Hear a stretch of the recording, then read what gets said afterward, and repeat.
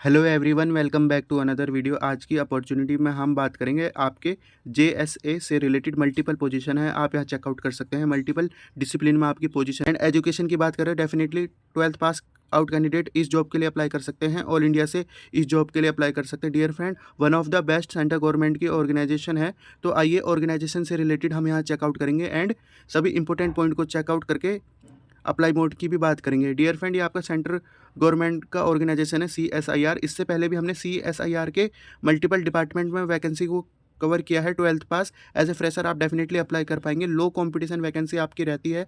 तो आप सभी से रिक्वेस्ट है कि आप हमारी प्रीवियस वीडियो को चेकआउट कर सकते हैं। एंड आज की जॉब की बात करें तो आपकी नीरी से वैकेंसी निकली है। National environmental engineering research institute में आपकी वैकेंसी है। एंड याद रखना है, आप सभी को ऑनलाइन अप्लाई करना है एंड आप सभी इस जॉब के लिए डेफिनेटली ऑल इंडिया से अप्लाई कर सकते हैं। एंड डेट से रिलेटेड बात करें तो आपका लेटेस्ट एडवर्टाइजमेंट है 1 अप्रैल का एंड 30 अप्रैल तक आपको इस जॉब के लिए अप्लाई कर देना है। विद इन अ पूरा 1 मंथ इन्होंने दे रखा है। टोटल नंबर ऑफ वैकेंसी की बात करें तो 33 आपकी वैकेंसी है एंड इजीली आप यहाँ चेकआउट कर सकते हैं डियर फ्रेंड। एंड आपके इनके जोनल वाइज भी आपकी पोस्टिंग रहेगी या आपके हेड ऑफिस महाराष्ट्र में आपकी पोस्टिंग रहेगी। जोनल की बात करें तो दिल्ली हो गया, मुंबई हो गया, चेन्नई हो गया, कलकत्ता एंड हैदराबाद है।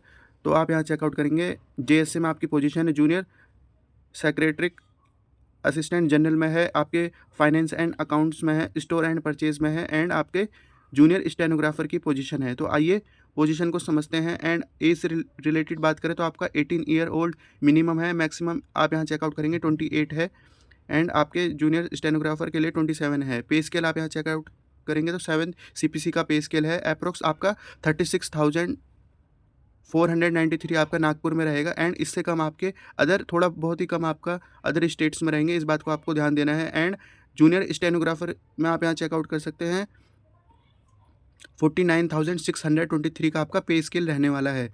तो आप यहाँ चेकआउट करेंगे। एंड क्वालिफिकेशन की बात करें तो डियर फ्रेंड, आपको 12th चाहिए और या इसके इक्विवेलेंट कंप्यूटर टाइपिंग में आपका नॉलेज होना चाहिए। सेम आपका यहाँ पर भी है, 12th आपका मांगा है या इसके इक्विवेलेंट एंड आपको स्टेनोग्राफर में नॉलेज होना चाहिए। एंड एज से रिलेटेड आप यहाँ चेकआउट कर सकते हैं। एक्समैन सर्विस से रिलेटेड बता रखा है, आपका PWD से रिलेटेड बता रखा है। आउट ऑफ 7 पोस्ट आपके junior 1 post is reserve for PWD candidate and 26 post में से आपके JSA में 1 पोस्ट रिजर्व है एक्समैन सर्विस से रिलेटेड। एब्रीविएशन आप यहाँ चेकआउट करेंगे। प्रेफरेंस ऑफ पोस्ट से रिलेटेड आप यहाँ डाल सकते हैं, उससे रिलेटेड बता रखा है। JSC से रिलेटेड हमने आपका मिनिमम क्वालिफिकेशन से रिलेटेड चेकआउट कर लिया है, आप यहाँ चेकआउट कर सकते हैं, जिसमें कि आपका 12th मांगा है एंड उसके इक्विवेलेंट हो आपके पास।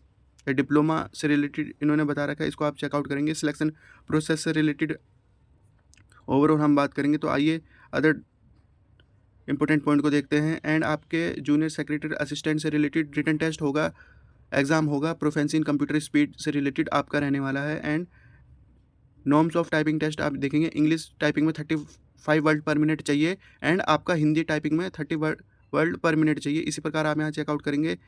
एंड आपका इन्होंने KDPH में बता रखा है, तो आप इसको भी एक बार गो थ्रू कर लीजिएगा। स्कीम ऑफ कॉम्पिटिटिव एग्जाम से रिलेटेड बात करें डियर फ्रेंड, इनका OMR बेस्ड रहता है या आपका CBT के थ्रू रहेगा, जिसमें कि आपका medium of questions Hindi English both रहेंगे। 12th के भी आपका स्टैंडर्ड रहेगा। एग्जामिनेशन से रिलेटेड 200 क्वेश्चंस रहेंगे। टाइम अलाउट आप यहाँ चेकआउट कर सकते हैं। काफ़ी अच्छा टाइम दे रखा है, 2 आवर 30 मिनट का। एंड आप यहाँ पेपर 1 पेपर 2 में बात करें तो मेंटल एबिलिटी टेस्ट में आपकी जनरल इंटेलिजेंस हो गया, क्वांटिटी एप्टीट्यूड हो गया, रीजनिंग हो गया and problem solving situation judgement से रिलेटेड रहेंगे। एंड इसमें आपकी नॉन नेगेटिव मार्किंग है, 200 मार्क्स का पेपर रहेगा।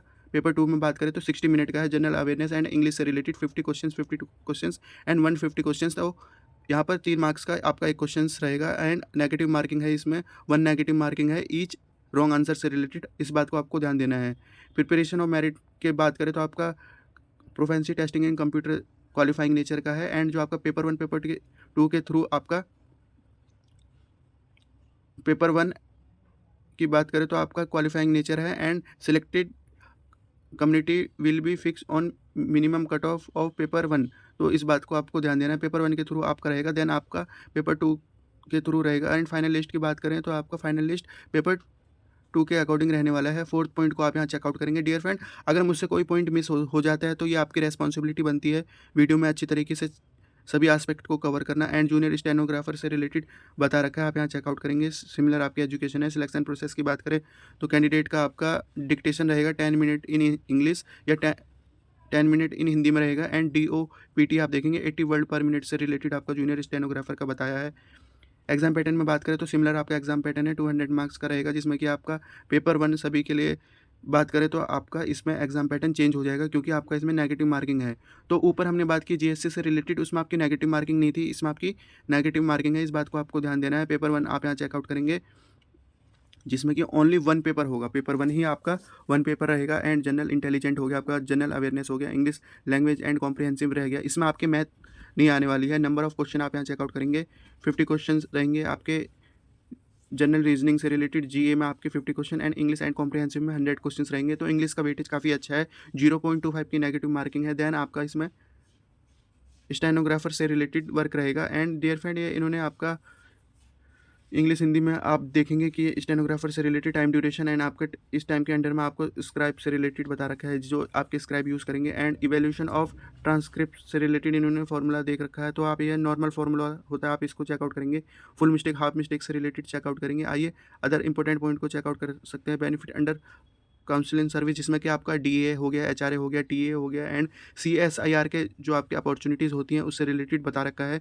एज रिलैक्सेशन से रिलेटेड हमने बात कर लिया, आपके अपर एज रिलैक्सेशन 5 ईयर है SC ST कैटेगरीज के लिए एंड OBC NCL में आपका 3 ईयर एज रिलैक्सेशन है। ये आपके कुछ पॉइंट हैं, इनसे रिलेटेड आप यहाँ चेकआउट कर लीजिएगा एंड डिसेबिलिटी से रिलेटेड आप यहाँ चेकआउट कर सकते हैं। इसी प्रकार हम PDF में आगे बढ़ते हैं एंड ये आपका EWC कैंडिडेट से रिलेटेड हो गया। इकोनॉमिक वीकर सेक्शंस के अकॉर्डिंग आप चेकआउट कर सकते हैं। लैंड का इन्होंने क्राइटेरिया दे रखा है, रेसिडेंट से रिलेटेड क्राइटेरिया दे रखा है एंड इसी प्रकार आप स्क्राइब से रिलेटेड PWD कैंडिडेट से रिलेटेड बता रखा है benchmark and move on the other point. Application fee से रिलेटेड बात करें तो 500 आपकी एप्लीकेशन फ़ी रहने वाली है।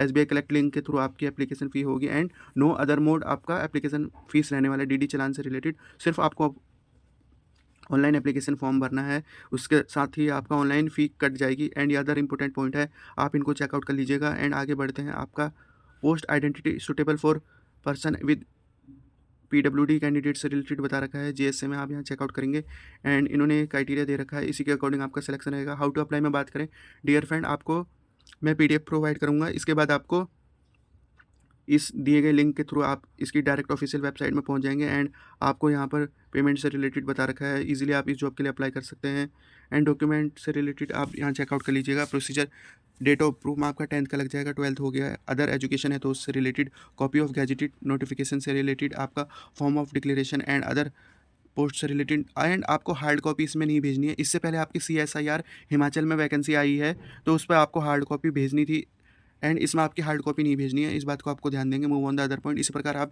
सभी इंपॉर्टेंट पॉइंट को चेकआउट कर लीजिएगा। तो ये थी आज की ओवरऑल हमारी वीडियो, जिसमें कि आप यहाँ चेकआउट करेंगे एंड आपके परफॉर्मा दे रखे हैं। परफॉर्मा आपके काम आएंगे, जैसे कि आपका PWD कैंडिडेट से रिलेटेड हो गया, OBC सर्टिफिकेट हो गया एंड आपका इकोनॉमिक्स वीकर सेक्शन से रिलेटेड आपका ये बाद में काम आएंगे at a time of joining and document verification. तो ये थी हमारी आज की अपॉर्चुनिटी। सो डियर फ्रेंड, ये थी हमारी आज की opportunity, one of the best आपकी अपॉर्चुनिटी रहने वाली। तो डेफिनेटली आप इस जॉब के लिए अप्लाई कर सकते हैं। पूरे 1 महीने का इन्होंने टाइम दे रखा है एप्लीकेशन फिल करने का। तो ये थी आज की one of the best opportunity and रखते हैं इस वीडियो को इसी पॉइंट तक। Thank you for watching this opportunity and all the best for this opportunity.